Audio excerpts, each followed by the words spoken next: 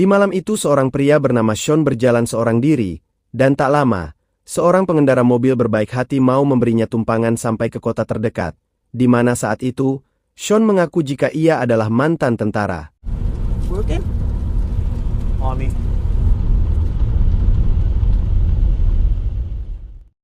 Paginya, Sean yang sudah berada di sebuah kota kecil kembali melanjutkan langkahnya hingga sampai ke permukiman sepi di kota itu, untuk mencari tempat yang sekiranya bisa ia gunakan untuk tempat tinggalnya sementara.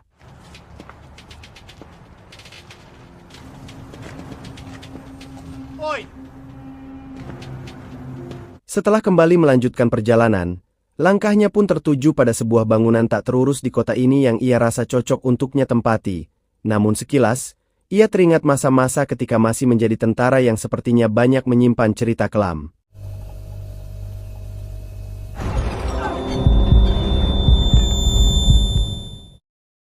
Hari berikutnya, ia mendatangi fitness center untuk mendaftar keanggotaan, di mana seorang wanita bernama Katarina yang berjaga di sana pun menawarkan beberapa tarif yang bisa dipilih. Namun meski saat itu Sean kurang untuk membayar untuk 1 bulan, Katarina tetap menerimanya dan sisa kekurangannya bisa dibayarkan nanti. Hey, go on. You can owe me the rest. Di tempat yang sama, pria bernama Dwayne terlihat kesal pada rekannya yang bernama Kevin karena terlalu bawel yang membuat Kevin ketakutan pada pentolannya itu. I don't need both you, right? Sesaat kemudian setelah Sean memulainya, dari sini sudah jelas jika Sean memilih keluar dari keanggotaannya sebagai tentara karena fisik tubuhnya yang tak ideal dan kerap menjadi bahan olok-olokan karena kurang berotot. Come on! Come on! Fucking Mark! Selesai dengan itu, Katarina menawarkannya untuk bekerja sebagai tukang bersih-bersih dan perawatan di tempat itu, dan sebagai imbalannya, Sean bisa digratiskan dan mendapat makan serta minum darinya, di mana tawaran itu pun tak disia-siakan oleh Sean demi obsesinya memiliki tubuh kekar. Yeah, okay. What's your name? Sean. Right.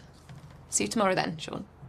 Ketika Sean berjalan keluar dari ruangan itu, ia mengutil satu makanan kaleng yang tanpa ia sadari jika Katarina mengawasinya dari CCTV, sedangkan Sean pulang ke tempatnya beristirahat untuk makan makanan hasil curiannya tadi.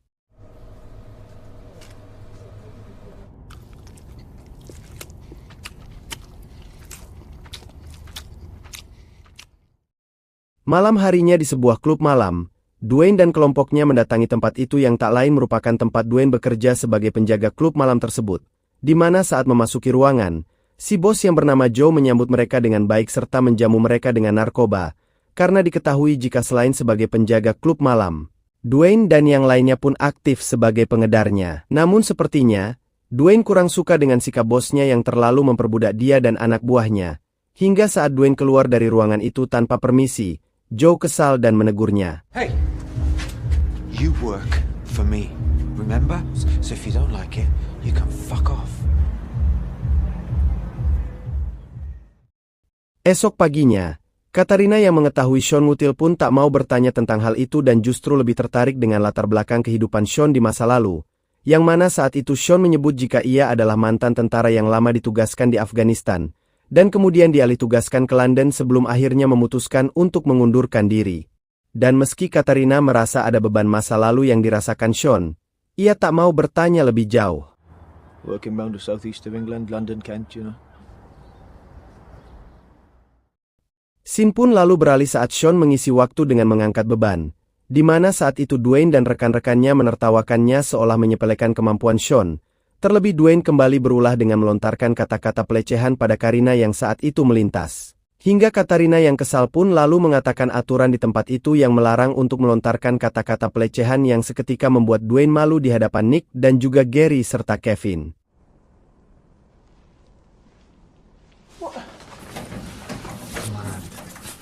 Saat ia keluar dari sana, Dwayne memilih kembali dengan alasan kunci mobilnya tertinggal, yang mana ternyata ia mengintimidasi Katarina atas perbuatannya tadi yang telah mempermalukan Dwayne di hadapan rekan-rekannya. Hal itu pun diketahui oleh Sean dan langsung menghampiri Katarina yang terlihat menangis karena ulah Dwayne tadi.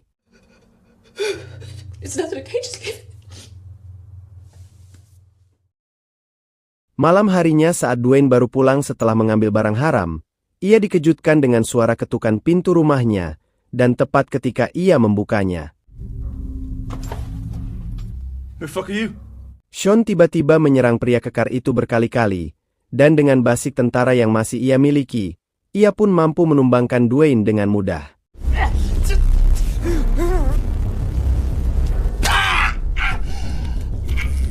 Tak cukup sampai di sana, ia lalu menyeret tubuh Dwayne ke kamar mandi, dan disinilah kekejian Sean pun terlihat saat ia memutuskan untuk memotong tangan kiri Dwayne serta mengeluarkan jeroan di perut Dwayne yang ia masukkan ke dalam kantong plastik. Dan terungkaplah jika semua itu dilakukan Sean untuk memenuhi ambisinya untuk memiliki tubuh kekar dengan memanfaatkan protein dari daging manusia yang justru dari ambisi itu kini berubah menjadi obsesi.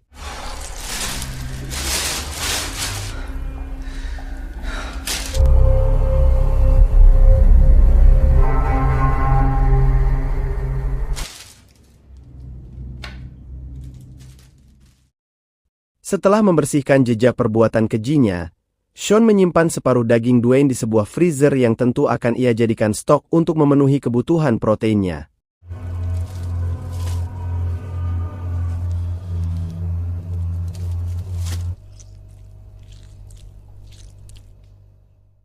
Pagi harinya, pihak kepolisian pun menerima laporan terkait temuan mayat Dwayne dalam kondisi tak utuh di bagasi mobil di tengah hutan. Namun setelah diketahui identitasnya yang merupakan bodyguard di klub malam, detektif bernama Arning menyebut bahwa dari hasil olah TKP sementara di kamar mandi rumah korban diduga korban terlebih dulu dihabisi di kamar mandi dan dipotong-potong, sebelum akhirnya ditinggalkan di dalam bagasi mobil yang terbakar untuk menghilangkan jejak. Well, disassembled before being put in the car. Army menambahkan bahwa dari rekam jejak si pelaku diduga merupakan salah satu bandar narkoba kelas 3 yang kerap berkeliaran di kota itu bersama komplotannya meyakini jika ada keterlibatan dengan si pemilik klub malam. Hingga 2 orang detektif bernama Stanton dan juga Patch ditugaskan untuk menyelidiki kasus itu. So, good luck everybody and stay safe. Di sisi lain, kabar kematian Dwayne disampaikan Kevin pada Nick yang saat itu Kevin ketakutan karena mungkin saja kematian Dwayne akibat permasalahan yang terjadi saat mereka di klub malam itu. We're all fucking dead. Nobody's dead, Kevin. Look, just try to act normal and we'll meet up later, okay? Sementara itu, Stanton dan Patch pun sampai di fitness center milik Joe untuk bertanya terkait Dwayne yang kabarnya sering mengunjungi tempat itu serta aktivitas Dwayne sebagai pengedar narkoba, di mana Katarina saat itu menjawab bahwa Dwayne dan rekannya memang sering datang ke sana. Dan terkait apakah Dwayne memiliki musuh atau pernah terlibat satu masalah, Katarina pun menolak menjawabnya terlalu jauh. Did Roberts have any enemies that you're aware of? I take their money and I clean up after them, alright? Did you ever see Robert selling drugs? No. What about strangers? No, no one. Mereka pun lalu bertanya terkait rekaman CCTV di tempat itu. Namun Katrina menjawab jika CCTV di sana telah rusak. Got any CCTV? It's broken. Oh, funny that. Police, I guess. Sean sendiri yang semakin terobsesi memiliki tubuh kekar terlihat memanggang daging Dwayne demi menambah kebutuhan protein disertai minuman penyehat lainnya dan tentunya semakin giat berolahraga.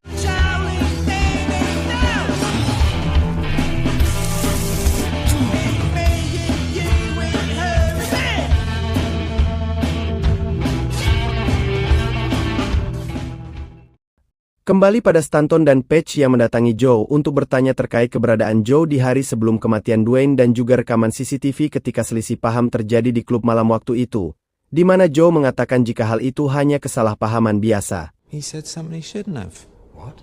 That's between me and him. Tak hanya itu, Stanton pun bertanya tentang siapa penyuplai narkoba yang biasa diperjualbelikan di klub malam milik Joe.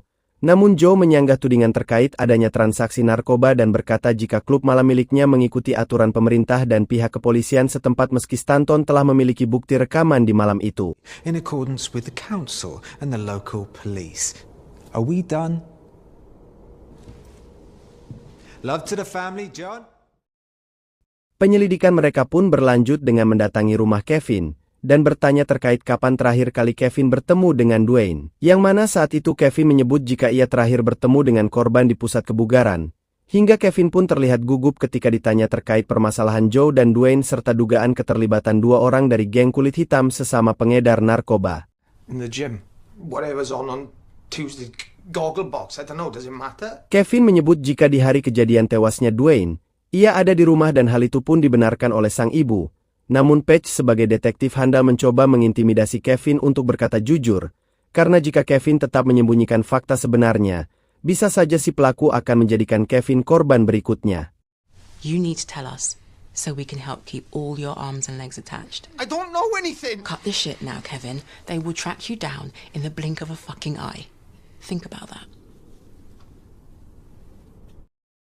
Sore harinya, Kevin menemui Nick, Gary dan Tim untuk menceritakan terkait interogasi dua detektif itu, dan di tengah dugaan polisi atas keterlibatan mereka dengan kematian Dwayne, Kevin yang ketakutan pun terlihat panik, di mana Nick meminta Kevin dan yang lainnya untuk tenang sambil memikirkan rencana balas dendam yang tepat serta menghapus jejak aktivitas peredaran narkoba mereka, agar polisi tak menemukan celah untuk mengaitkan kematian Dwayne dengan bisnis barang haram mereka. Dan yang terpenting adalah mereka bisa menyelamatkan uang hasil penjualan narkoba mereka selama ini. Then we're going to kill them too. And that'll make us top boys. You've always wanted to be in charge. I reckon it was you! Fuck this. Where are you going? But Mum needs me in the house. You need to stop this paranoia shit. Sementara itu, Stanton dan Paige memantau dari kejauhan pergerakan Joe di klub malam miliknya dan mereka pun tak melihat hal mencurigakan dari Joe. Dan bersamaan dengan itu, Katarina mengundang Sean ke rumahnya untuk berbicara santai sambil abok. Namun saat Katrina berusaha untuk mengetahui lebih dalam tentang siapa sebenarnya Sean, sikap dingin kembali ditunjukkan oleh Sean seolah tak ingin jati dirinya diketahui oleh siapapun.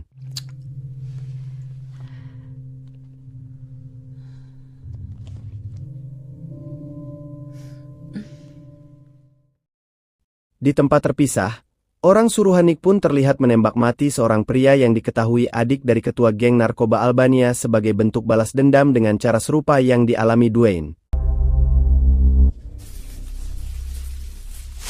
Pagi harinya, si ketua geng narkoba Albania pun mengumpulkan anak buahnya dan terlihat marah besar karena sang adik tewas dengan cara tubuh yang terpotong, di mana ia meminta anak buahnya untuk segera menangkap pelaku yang telah diketahui dan mereka ditugaskan untuk membakarnya hidup-hidup. Hingga rencana pun dijalankan malam harinya.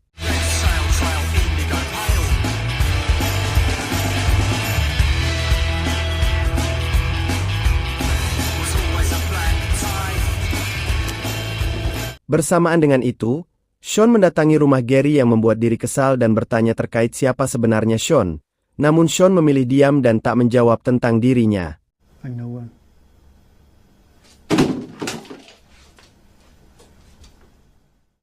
Menjelang tengah malam, hasrat kanibal Sean pun kembali bergejolak di dalam dirinya, hingga demi mencukupi kebutuhan protein yang harus selalu terjaga, ia menargetkan Gary sebagai mangsa berikutnya.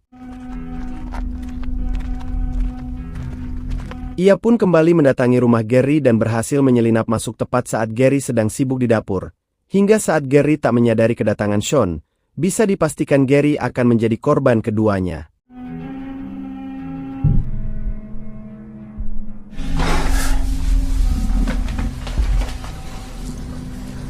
Di saat Sean sedang mencincang tubuh Gary menjadi beberapa bagian, istri Gary datang dan berusaha mengetuk pintu yang saat itu berpikir jika Gary sedang bersama wanita lain. Namun sesaat Sean membuka pintu dan mengaku jika ia adalah teman Gary dan lalu mempersilahkan wanita itu untuk masuk.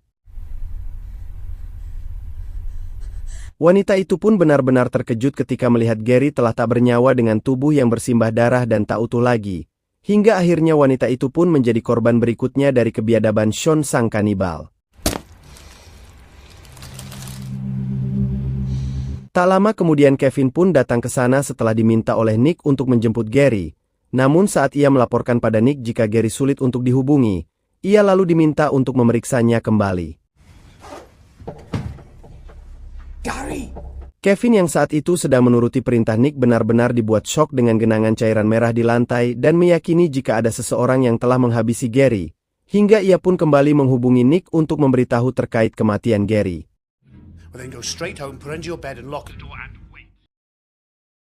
Sesampainya di rumah, Kevin yang melihat kejadian tadi pun semakin paranoid, sedangkan Nick terlihat mendatangi Tim dan memintanya bersiap dengan rencana mereka untuk balas dendam demi menjaga nama baik gangster mereka. Namun saat itu, Tim menolak ajakan Nick dan dengan tegas mengatakan bahwa ia sudah tak mau lagi terlibat dalam bisnis narkoba serta berniat untuk pergi ke Malaga dan memulai hidup baru di sana. We can be in Malaga. Nick pun terus membujuk bahkan terkesan memaksa tim untuk tetap bergabung bersamanya dalam bisnis barang haram dan mengancam bahwa tim tak akan mendapat bagian uang hasil bisnis mereka selama ini. Hingga Nick pun emosi karena tim tetap menolaknya. I'm not involved. You are involved, Tim.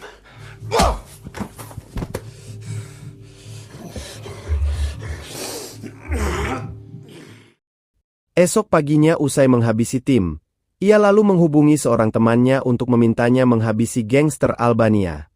I've got another job for you. When? As soon as possible. Sementara itu, sikap dingin yang ditunjukkan Sean selama ini membuat Katrina memilih untuk memberhentikan Sean dari pekerjaannya. There's a bit extra in there. No, you better go. Di malam harinya, orang suruhan Nick pun berhasil menembak beberapa anggota gangster Albania, dan bersamaan dengan itu, Nick menghubungi kembali Kevin untuk menjalankan misi balas dendam mereka. Namun Kevin lebih memilih untuk tak ikut karena tak mau semakin terlibat terlalu jauh, di mana saat ia singgah di sebuah tempat dan melanjutkannya dengan berjalan kaki. Kevin yang memang pergerakannya sedang diawasi oleh pihak kepolisian pun tertangkap basah dan akhirnya Kevin pun tewas oleh tembakan polisi.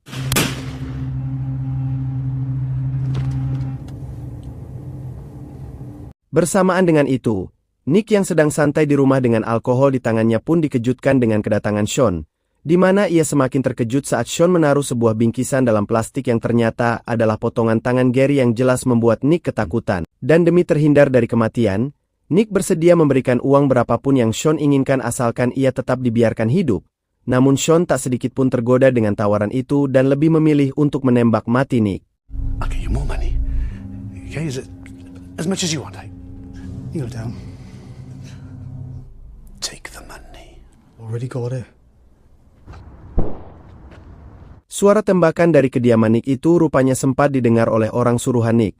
Namun sesaat, perhatiannya teralihkan oleh seorang pria misterius yang tak lain adalah Sean yang langsung ia ikuti.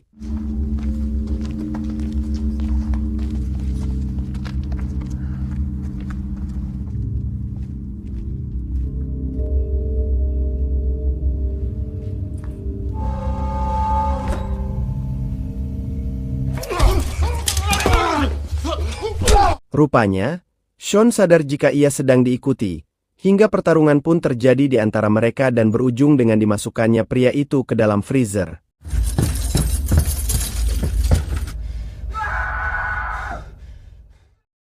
Pagi harinya saat Stanton dan Paige bertemu, Stanton mengatakan jika 2 malam lalu ia sempat mendeteksi sinyal HP Dwayne di pertokoan terbengkalai yang memang saat itu sedang digunakan oleh Sean, dan karena ada laporan masuk terkait insiden yang terjadi semalam di tempat yang sama. Ia menduga jika ada pengedar narkoba lain di luar 2 gangster yang mereka ketahui selama ini, hingga mereka pun segera melakukan penggerbekan saat itu juga. Ketika pihak kepolisian memasuki ke sana, tempat itu telah kosong karena Sean semalam telah kabur setelah menghabisi korban terakhirnya, di mana saat perhatian mereka tertuju pada sebuah freezer yang ada di sana, mereka pun terkejut ketika freezer itu dibuka.